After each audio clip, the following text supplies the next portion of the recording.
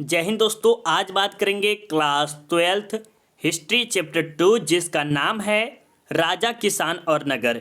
इसमें हम full explanation करने वाले हैं, तो आप इस वीडियो को शुरू से लेके अंत तक जरूर देखिएगा। तो चलिए यहाँ से स्टार्ट करते हैं। और स्टार्ट करने से पहले मेरे दोस्त आपको बता दें कि इस वीडियो में आपको 100% समझ में आएगा, इतना मुझे पूरा उम्मीद है।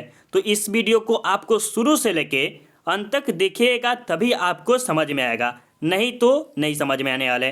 और अगर ये वीडियो आप देख लीजिएगा तो आपको सबसे अच्छा नंबर इस चैप्टर से उठेगा।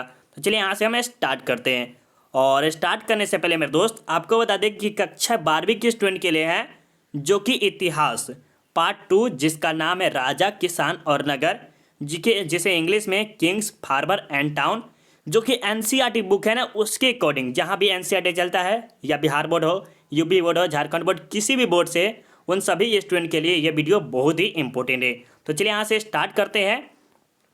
और बहुत स्टूडेंट बोलते हैं कि सर हम किस तरह से पढ़े से हम बहुत ही अच्छा नंबर ला सकते हैं। तो अगर आप ये जैसे चैप्टर 1 देखे होंगे, ठीक है, तो आपको समझ में आ गया कि हम ऐसे पढ़ेंगे तो अच्छा नंबर ला सकते हैं। कैसे? तो टाइप में समझिए। सबसे पहले आपको क्या करना है, चैप्टर का फुल एक्सप्लेनेशन करना है, जिसे लाइन बाय लाइन कहते हैं वो करना है, ठीक है। उसके बाद आपको सब्जेक्टिव प्लस एमसीक्यू, अगर आप ये कर लीजिएगा तो आपको इस दोनों में दिक्कत कभी नहीं हो सकता है। और इस वीडियो में तो हम उम्मीद रखते हैं कि 100% आपको समझ में आएगा। तो चलिए यहाँ से स्टार्ट करते हैं। और स्टार्ट करने से पहले मेरे दोस्त आप फर्स्ट बार चैनल पर आए तो चैनल को सब्सक्राइब कर लीजिए और बेल आइकन को ऑल जरूर कर लीजिए, क्योंकि इसी प्रकार का वीडियो आपको हमेशा मिलती रहेगी, ठीक है। चलिए अब यहाँ से स्टार्ट करते हैं। देखिए आज क्या पढ़ रहे हैं, हिस्ट्री चैप्टर 2 जिसका नाम है राजा किसान और नगर। तो इसके बारे में हम सबसे पहले क्या करेंगे, परिचय पढ़ेंगे। तो हम पहले एक बार पढ़ते हैं। चलिए, हड़प्पा सभ्यता के पश्चात ऋग्वैदिक काल जो 1500 ईसा पूर्व से 1000 ईसा पूर्व तक रही। अब समझिएगा, ये जो हड़प्पा सभ्यता का अंत हो गया, ये आपको चैप्टर 1 में हम आपको अच्छी तरह से बताए हुए थे, ठीक है। और क्या हुआ, अंत नहीं हुआ था, इसका पता भी नहीं कि अंत कैसे हुआ, ये भी नहीं पता। लेकिन 1500 ईसा पूर्व से 1000 ईसा पूर्व तक क्या था, ऋग्वैदिक काल था। अब क्या ऋग्वैदिक काल होता है, आगे चलेगा आपको सब समझ में आएगा, ठीक है। इस काल में ऋग्वेद की रचना हुई थी, किसमें, इसमें, ठीक है, ऋग्वेद की रचना हुई थी। ऋग्वेद में सांस्कृतिक एवं राजनीतिक स्थिति का पता चलता है। ऋग्वेद में किसका किसका पता चलता है, सांस्कृतिक, जो कि सांस्कृतिक किसका आता है, ग्रामीण क्षेत्र में आता है। राजनीतिक भी आप सब तरह आता है, बट ये ज़्यादा जो सांस्कृतिक है वो ग्रामीण क्षेत्र में सबसे ज़्यादा देखने को मिलती है, ठीक है।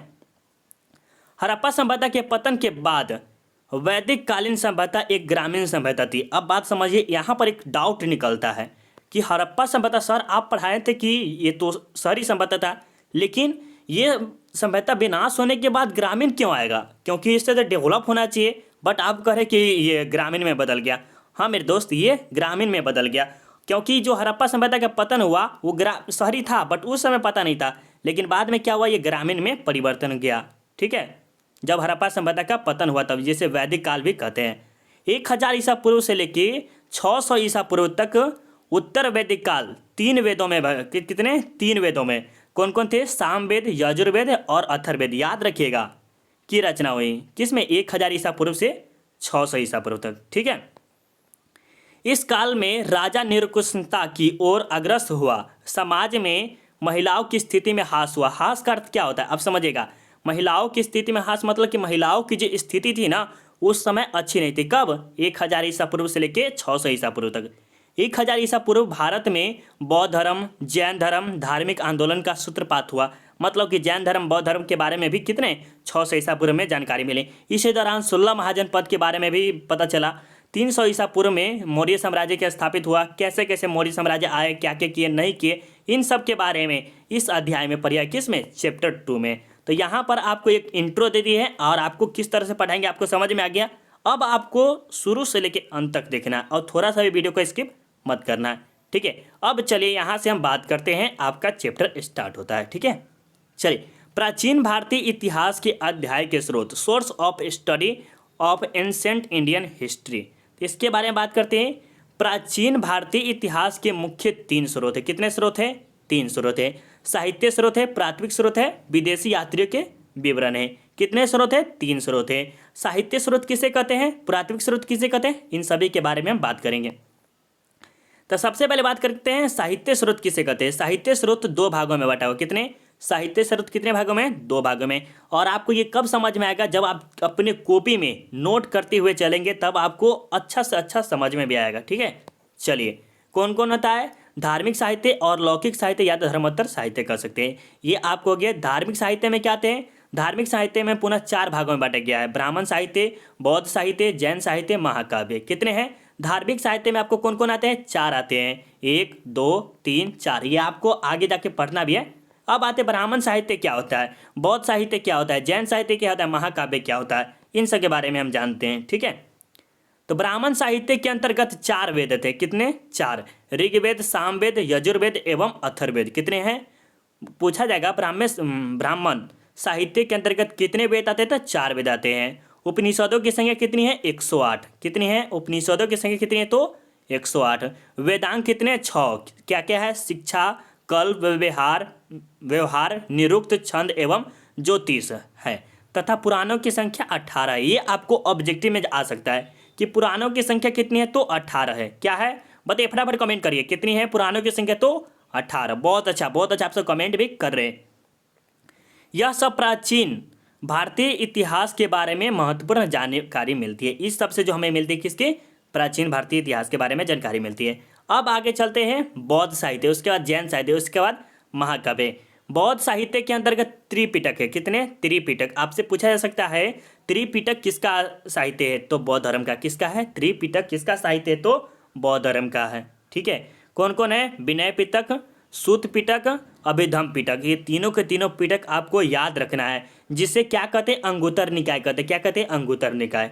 तीनों पिटकों के क्या कहता है? अंगुत्तर निकाय। याद रखिएगा, आपको ऑब्जेक्टिव में ज़्यादा खासकर यही सबसे आता है कि त्रिपिटक को हिंदी में क्या कहते हैं, या इसे अंगुत्तर निकाय कहते हैं। ठीक है, त्रिपिटक कहाँ से? तो बौद्ध धर्म से लिया गया है।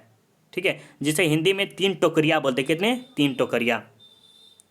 अब जैन साहित्य में क्या आते हैं? जैन साहित्य को आगम कहा जाता है। क्या कहता है? जैन साहित्य को आगम कहा जाता है। इसमें 12 अंग, 12 उपांग, 10 प्रकीर्णन एवं 14 पर्व आते हैं। ये आपको कब समझ में आएगा? जब आप कॉपी में लिखते चलेंगे तब आपको बहुत ही अच्छा से समझ में आएगा।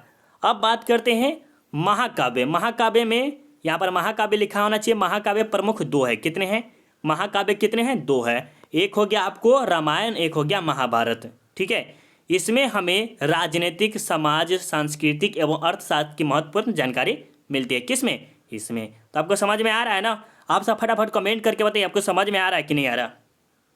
अब यहाँ पर बात करते हैं लौकिक साहित्य एवं धर्मोत्तर साहित्य। लौकिक साहित्य के अंतर्गत ऐतिहासिक, अधैतिहासिक ग्रंथ एवं जीवनियों को लिया गया है। तो ये देखिए, इतना जो आप पढ़े हैं ना, इतना जैसे बता रहे हैं, जैसे सुनते गए हैं, यहाँ पर आप जो पढ़े हैं सबसे ज़्यादा जो आपको इम्पोर्टेंट है ये बता देते हैं सबसे पहले। तो आपको सबसे पहले ज़्यादा ये इम्पोर्टेंट है, ये याद रखना है। आपको आना है तो आना है। पुराणों की संख्या कितनी है? तो 18। ये 100% अगर आप देखिए क्वेश्चन में तो ये बहुत बार पूछा गया है।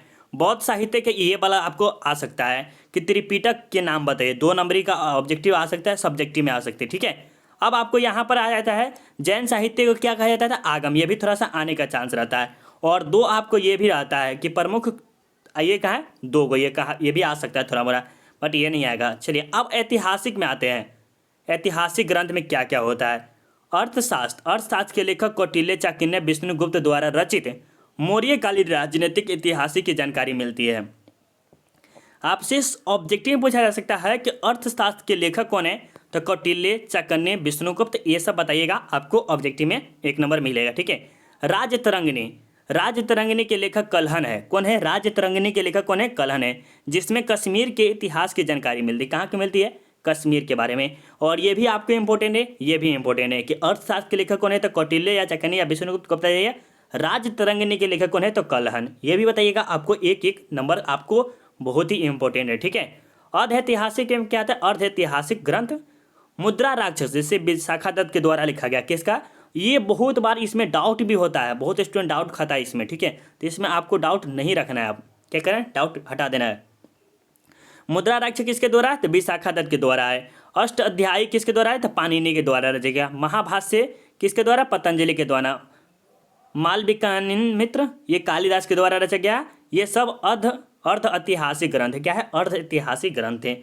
अब चलते हैं जीवनी ग्रंथ क्या है? अश्वघोषकृत, जो बुद्ध चरित्र, गौतम बुद्ध के चरित्र पर प्रकाश डालता है। मतलब कि जो गौतम बुद्ध है ना उसके बारे पे डाला गया, जीवनी ग्रंथ के ही नाम से लग रहा है कि किसी के जीवन के बारे में। बाणभट्ट है जो हर्षचरित के द्वारा लिखा गया है। बिल्हन हो किरित हो गया जो ये इसके द्वारा है। अब ये सब याद रखिए, ज़्यादा खासकर आपको ये आने का चांस ज़्यादा है। अश्वघोष किसके द्वारा आता है? बुद्ध चरित्र के द्वारा, ठीक है, बुद्ध के द्वारा है, ठीक है। अब चलते हैं यहाँ पर पुरातात्विक स्रोत। क्या है? पुरातात्विक स्रोत है। प्राचीन भारतीय इतिहास की जानकारी पुरातात्विक स्रोत से ही मानी जाती है। मतलब जो प्राचीन काल में है इसकी जो हमें जानकारी मिल रही है अभी किसके द्वारा? तो पुरातात्विक स्रोत के द्वारा ही मिलती है। राहुल संस्कृतयान ने उचित ही कहा है, जिस पर ऐतिहासिक तथ्य को पुरातत्व का समर्थन नहीं मुझकी नींव बालू पर है। क्या है? बालू पर है, ठीक है। अब चले पुरातात्विक स्रोत उदाहरण, शिलालेख, अभिलेख, गुहालेख, मुद्राएं, स्मारक, मूर्तियाँ, चित्रकला आदि। ये सब आपको चैप्टर 1 में भी बताए हुए थे कि पुरातात्विक स्रोत के कुछ उदाहरण बताए। तो आपको क्या बताए थे? मुद्राएं बताए थे, स्मारक बताए थे, मूर्तियाँ उर्तियाँ सब के बारे में हम बताए हुए थे। कब? चैप्टर 1 में। और हिस्ट्री चैप्टर 1 का इतना इंपॉर्टेंट चैप्टर है हिस्ट्री चैप्टर 1 का, बहुत ही ज़्यादा प्रश्न उससे पूछा जाता है। कम से कम 12 से 13 नंबर पूछे आते हैं चैप्टर 1 से। तो जाके जरूर चैप्टर 1 भी देखिएगा। अब विदेशी यात्रियों के विवरण। क्या है? विदेशी यात्रियों के विवरण, इससे भी ज़्यादा खासकर ऑब्जेक्टिव पूछा जाता है। प्राचीन भारतीय इतिहास को जानने के लिए भारत में अनेक विदेशी यात्री आए। देखिए ये जो प्राचीन भारतीय इंसेंट इंडियन हिस्ट्री कर सकते हैं, वो जो पुराने समय में था उसके बारे में जो जानने के लिए विदेश से लोग आए थे। कहाँ से? विदेश से। जो भारत के कला, सांस्कृतिक, धार्मिक परंपराओं, सामाजिक आचार विचार, भौगोलिक, राजनीतिक एवं आर्थिक स्थिति का महत्वपूर्ण जानकारी मिलती है। और ये सब क्या क्या करने आए थे? कला, कैसी कला है, संस्कृति, धार्मिक, ये सब जानने आए थे। कहाँ पर? भारत में। जैसे इंडिका के लेखक कौन है? मेगास्थनीज, ये भारत आए थे, जो कि यूनान के रहने वाले थे। कहाँ के थे? ऑब्जेक्टिव में पूछा जा सकता है।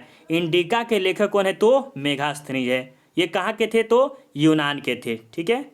वह चंद्रगुप्त के दरबार में आया था। किसके दरबार में आया था? जो चंद्रगुप्त के। ऑब्जेक्टिव में आपसे पूछा जाएगा, बहुत बार हम बोल रहे हैं आपको, और सही में आप याद रखिएगा तभी आपको ऑब्जेक्टिव में अच्छा नंबर आ सकता है, ठीक है। तो हम आपसे ऑब्जेक्टिव में अभी पूछ लेते हैं कि इंडिका के लेखक कौन है? तो आप क्या बताइएगा? मेगास्थनीज। ये कहाँ के थे? यूनान के थे। ये किसके दरबार में आए थे? तो चंद्रगुप्त के दरबार में, ठीक है। साथ ही साथ मोहम्मद गजनी के साथ भारत आने वाला अलबरूनी तहकीक हिंद किताब लिखे थे। ये जो अलबरूनी जो है, आप जो नाम सुने होंगे अलबरूनी, ये आप किसके? मोहम्मद गजनी के साथ आया हुआ था। आपसे पूछा जा सकता है कि अलबरूनी किसके साथ आया था? तो मोहम्मद गजनी के साथ आया था। वो कौन सी किताब लिखे थे? तो तहकीक हिंद।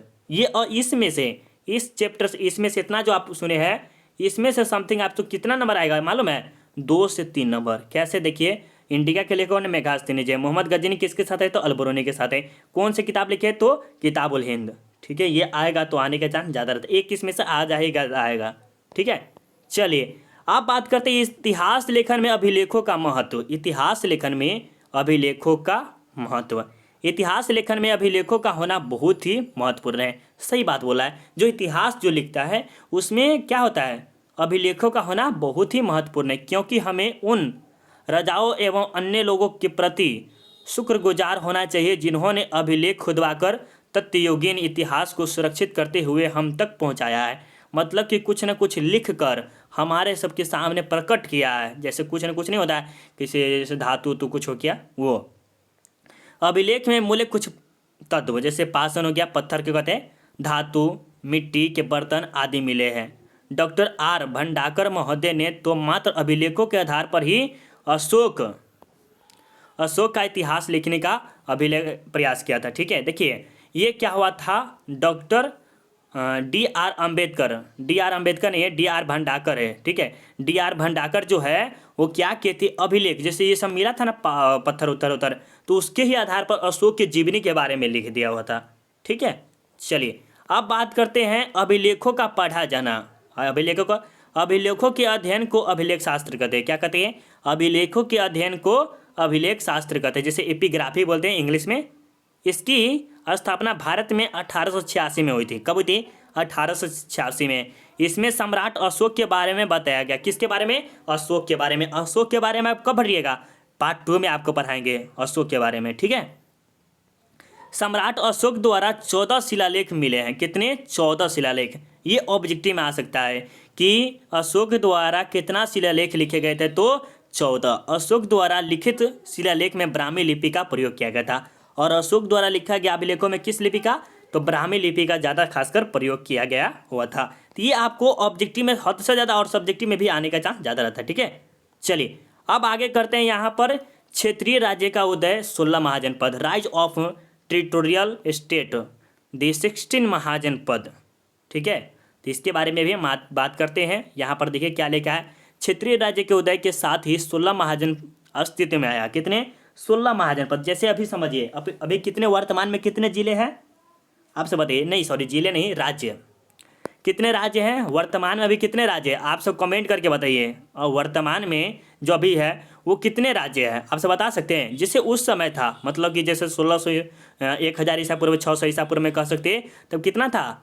600 ईसा पूर्व में वो 16 महाजनपद थे। ठीक है,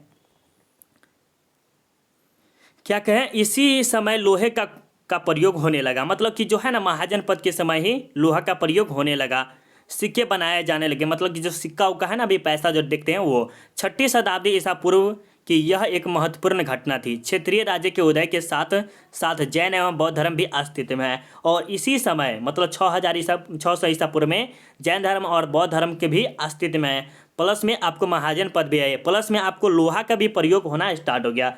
आपसे पूछा जा सकता है लोहे के प्रयोग किस काल में होना शुरू हो गया? तो वैदिक काल में, ऋग वैदिक काल या वैदिक काल, इसमें से कोई भी ऑप्शन आ सकता है। ठीक है, चलिए अब बात करते हैं 16 महाजनपद की जानकारी हमें अंगुत्तर निकाय से मिलती है। आपसे पूछा जा सकता है कि 16 महाजनपदों की जानकारी हमें कहाँ से मिली है? तो अंगुत्तर निकाय के एवं जैन ग्रंथ भगवती सूत्र से मिलती है। इतने से आप याद रखें, लेकिन ये आपको ज़्यादा इंपॉर्टेंट है, ये आपको इंपॉर्टेंट नहीं, बट ये आपको इंपॉर्टेंट है कि 16 महाजनपदों की जानकारी कहाँ से मिली? तो अंगुत्तर निकाय से मिली है। ठीक है, चलिए अब बात करते हैं 16 महाजनपद के नाम, जो कि ऑब्जेक्टिव में आपको सब्जेक्टिव में 2 नंबर का पूछा जाता है। याद रखिएगा क्या है, 2 नंबर का पूछा जाएगा कि 4 महाजनपद के बारे में नाम लिखे, 5 महाजनपद के बारे में नाम लिखे। तो एक में लिखे काशी, कौशल, अंग, मगध, वज्जी, मल्ल, चेदी, वत्स्य, करु, पंचाल, मत्स्य, सुरसेन, अस्मक, अवंती, गंधार, कंबोज। ये सब आपको याद रखना। और एक बात और याद रखिएगा, इन 16 महाजनपद में सबसे शक्तिशाली मगध था। कौन था? मगध था। आप एक बार यूट्यूब पे अगर वीडियो ये खत्म होने के बाद ना आप क्या कीजिएगा, एक बार वीडियो मगध के बारे में देखिएगा कि मगध शक्तिशाली क्यों था। ये आप जरूर देखिएगा यूट्यूब पे। ठीक है, बहुत ही यूट्यूब वीडियो है और आपको समझ में भी आएगा मगध शक्तिशाली क्यों था। ठीक है, ये आपको समझ में आएगा। तो सबसे शक्तिशाली कौन था? तो मगध था। आपसे पूछा भी जा सकता है कि 16 महाजनपदों में सबसे शक्तिशाली कौन था? तो मगध था। हम आपको ऑब्जेक्टिव इसी वीडियो में आपको क्लियर करते चलते कि नहीं चलते हैं? आपको वीडियो समझ में आ रहा है कि नहीं, कि ऐसे ही हम ऐसे कर रहे? तो आपको वीडियो समझ में आ रहा है तो मेरे दोस्त लाइक कर दीजिए, पैसा नहीं लग रहा है, और हो सके तो चैनल को सब्सक्राइब कर लीजिए, पैसा तो लग नहीं रहा है तो करने में क्या जाता है। ठीक है, गणतंत्रात्मक शासन का महत्व, गणतंत्रात्मक के इम्पोर्टेंस ऑफ रिपब्लिकसिज्म। ठीक है, तो इसके बारे में बात करते हैं। चलिए अब इसके बारे में बात करते हैं। उससे पहले मेरे दोस्त देखिए, बहुत ही ज़्यादा गर्मी है तो कभी कभी वीडियो रोक भी देते हैं। ठीक है, क्यों? क्योंकि पसीना बहुत आ जाता है, तो उसे रोक कर भी थोड़ा सा काम करना पड़ता है। मगध शासक अजातशत्रु वज्जी संघ पर विजय पाना चाहता था। कौन था? ये जो मगध है ना, वह अजातशत्रु वज्जी संघ पर विजय पाना चाहता था। इसीलिए मंत्री हर्षकार होना चाहिए, तो वर्षकार है। चलिए वर्षकार को भेजकर गौतम बुद्ध से सलाह ली। गौतम बुद्ध ने कहा, वज्जी इकट्ठे उठते जगते हैं और राष्ट्रीय कर्तव्य का पालन करते हैं। ये जो वज्जी है ना, उसके बारे में बोले थे। ठीक है, वे लोग सभा द्वारा स्वीकृत किए बिना कोई भी कानून या आज्ञा नहीं करते हैं, बने नियमों को भंग नहीं करते हैं, अतः इन्हें पराजित नहीं किया जा सकता। देखिए ये जो मगध है ना, कहा था वज्जी को जीतने के लिए। तो यहाँ पर क्या किया, मगध ने गौतम बुद्ध से सलाह लिया। तो गौतम बुद्ध ने इतना सलाह दिया हुआ था कि ये जो वज्जी है ना, वो इकट्ठे उठते और इकट्ठे सब चीज कार्य करते हैं, यज्ञ भी ये इकट्ठे करते। ठीक है, उसके लिए बाद में फूट डाली एवं तत्पश्चात अजातशत्रु ने इस पर विजय हासिल कर ली। और क्या हुआ, उस पर क्या करो, फूट डालो और शासन करो। ये सबसे पहले नारा जो दिया था, ये हमारे अजातशत्रु ने दिया था। ये भी याद कर रख लीजिएगा, फूट डालो और शासन करो। ये किसने दिया था? तो अजातशत्रु ने दिया था।